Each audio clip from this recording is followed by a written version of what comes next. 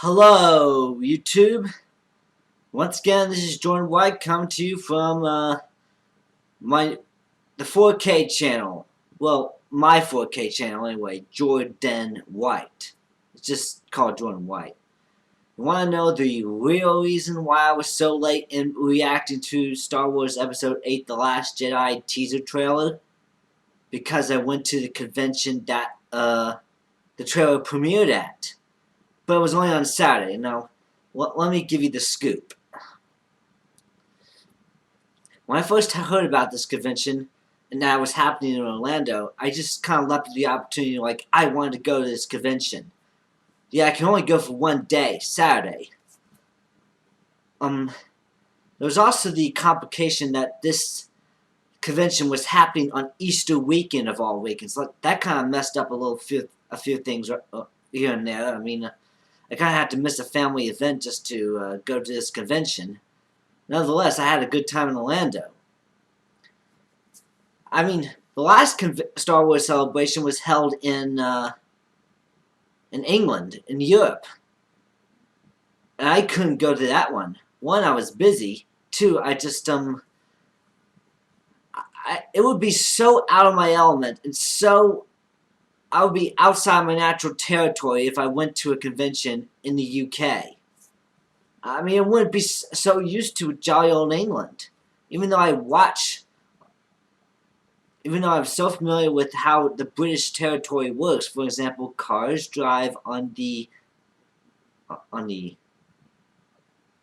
left side of the road. And they serve fish and chips in Ireland, and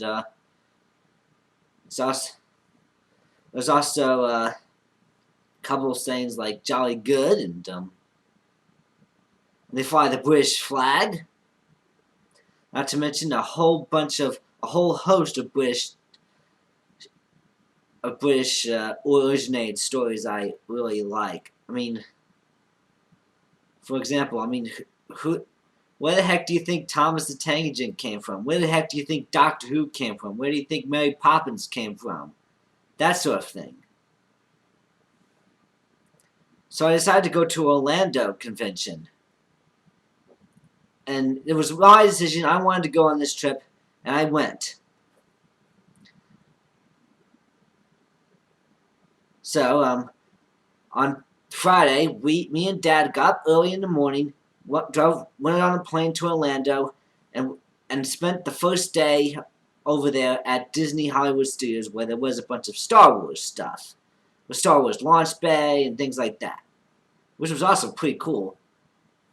Now on Saturday, we got up early in the morning, got in line to the convention, and had to sit and managed to get the early bird gets the worm sort of thing, and then we got a little wristbands to 2 panels. And I went to only one of those panels. And that was the Anthony Daniels and Warwick Davis panel. It was pretty cool just to see them live on stage. I mean, Dad just didn't even know who they were.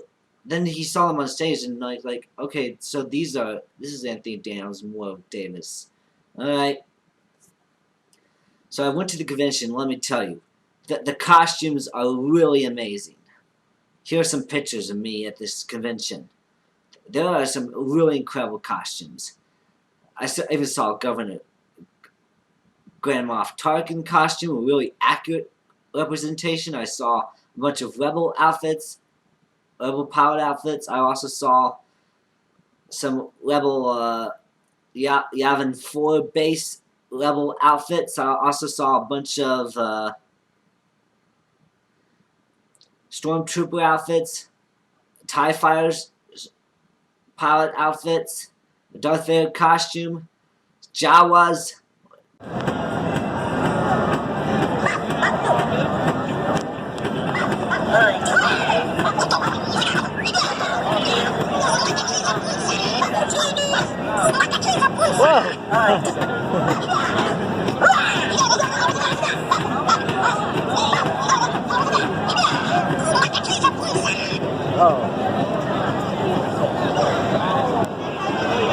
Oh, check this out!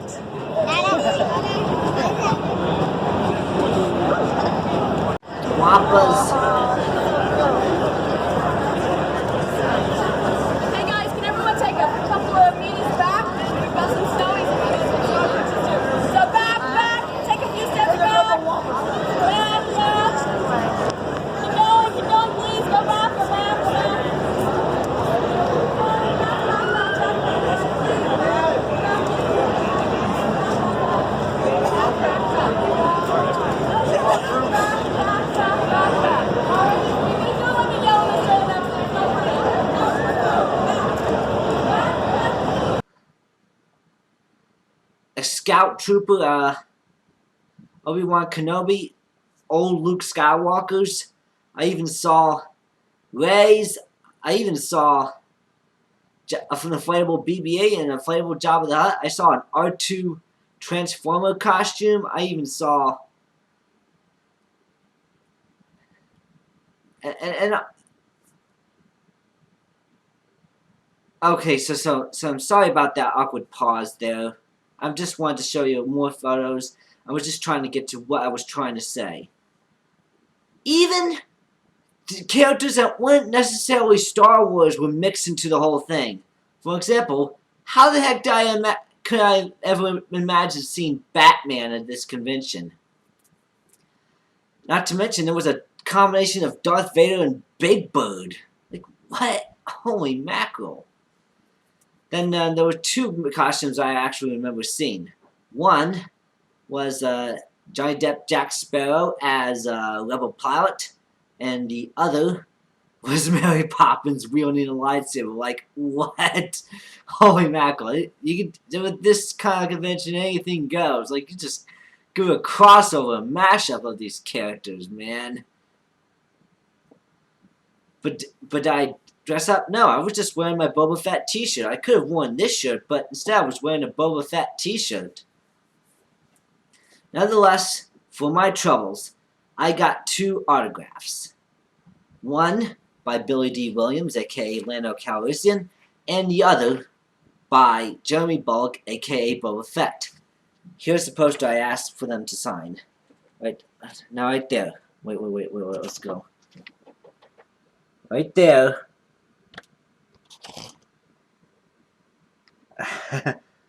It's hard to see in mirror view. Right there, that's the autograph of Billy D. Williams, and let me tell you, that is pretty great. Now, here's the other one. Jeremy Bullock, Boba Fett. I mean, he has some excellent penmanship, and it's probably one of the reasons why I was standing in line for so long. And I was in viewing distance of Ian McDiarmid, who plays the Emperor, Deep Roy. I was also in viewing distance of Jimmy V, the new performer for R2-D2, and I was also in viewing distance of the puppeteer for BB-8. So, that's one of the things, many things I saw at this convention. I was like, wow, this is great. We actually managed to get all this. I managed to buy myself a TIE Fighter Funko figure. Like, Funko figures are like the new Pez dispensers. Just think about it. I mean, Pez dispensers were like a real crazy. They could put any character on character's head on them, and they would just go selling off like crazy. And it's like a collectibles item.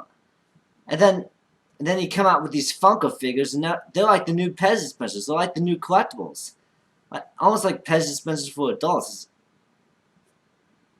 So I have 6 Pez dispensers. No, not Pez dispensers. I have 6 Funko figures now. I gotta give it to Funko. They really made a fortune out of making those figures. Wonder what their website's like. I wonder what their software is like. Their back-end stuff, their apps. I mean, is someone gonna create a little website where they can create their own custom Funko figurine and or make themselves into a Funko figurine? I would totally love to see that. And I was surprised at how little Dad knew about Star Wars compared to so many of the 40,000 other people who were attending this convention. I mean, it was probably in the same convention center that my dad was in to take an 8-hour engineering test. Like 8 hours. I can't imagine taking a test for 8 hours. My college exams weren't that long. He also remembers living in Orlando. By the way, guess who was born in Orlando? Yours truly. Guess who was born in one of the main medical centers in Orlando? Yours truly. Guess whose dad used to got his first job in Orlando? Yours truly. guess whose dad built some of the hotels around the Orlando area where there's high-class theme parks and attractions. Yours truly. I mean, my dad kind of hit it big when he got that first job in Orlando in Florida trying to do some electrical power and engineering. Well, I hit it big at where I'm working. Where the heck I'm working. I don't know. So, I'm amazed at how I was able to do this. But yet, Dad was getting a little tired. I mean, he had to wake up 3 days in a row so early just to get there. I mean, we had to hightail it out of there on Easter Sunday morning, very early, and then we got back on 7:47 on Easter Sunday morning, and it looked like nothing had happened. We just came back just in time for Easter, and we just simply gone on and had ourselves a crock-pot lamb. And my dad, he cooks a really good lamb on the big green egg, but my mom had to cook on the crock-pot, but it's not really as good as my dad's on the big green egg. And a lamb is a premium meat, a very expensive meat, so it's not like you're buying it all the time. We only have lamb on Easter, which makes sense. A lot of sense, considering the background I'm from. Now, there's also an interesting story. There was this woman at the convention who sort of became like buddies for me, and they were so impressed.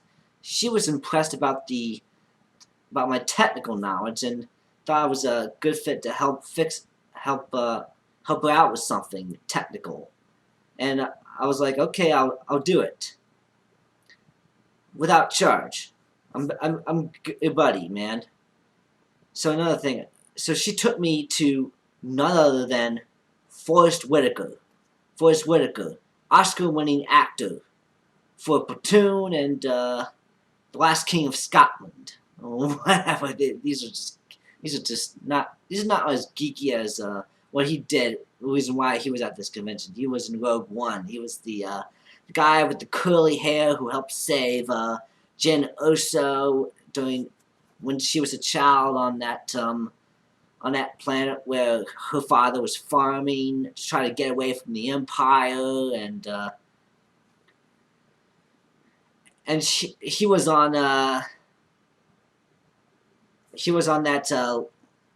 Sacred Jedi City planet. Well, whatever. He had a giant squid that tried to sort of sense the people's thoughts, what the power that was trying to give him the information was thinking. And just to let you know, he was also the one that decided, oh, I'm gonna give myself up to and gonna commit suicide. I'm gonna let myself die. And he died in that big explosion of the city made by the Death Star that couldn't yet destroy a whole planet yet. If so, you're looking for love in the Alderaan places. Get it? Alderaan. So, I met him. I shook his hand. He was a pretty nice guy. He was even from Texas. Let me tell you that. And Jeremy Bullock is first class. I mean, Billy D. Williams, he's seen better days. So I just managed to get him to sign that thing, and I just talked with him briefly, and just to say exactly what my dad told him, and well, my dad told me actually, and he signed the autograph, and I said thank you very much, and I left. It's like you gotta keep the line moving. You gotta be patient, and I was a little worried that my dad would pretty much be so distraught if he keeps on waking up, if he doesn't know one of these convention things with me at this early time. If he stays out for so long, it's probably gonna wear out on him. He's probably gonna get so tired he's gonna get a sleep disease where he might get so angry. It's probably not going to be so fun. But he was the only one who was willing to go with me to this convention. I mean, Mom had a job. My sisters was in college. My brother is trying to go for a job, and he's also in a job. He's also trying to go to college. Who else was going to go to this convention? Only Dad. Well, next time, I want the Star Wars people to say, listen, do not hold a convention on Easter ever again.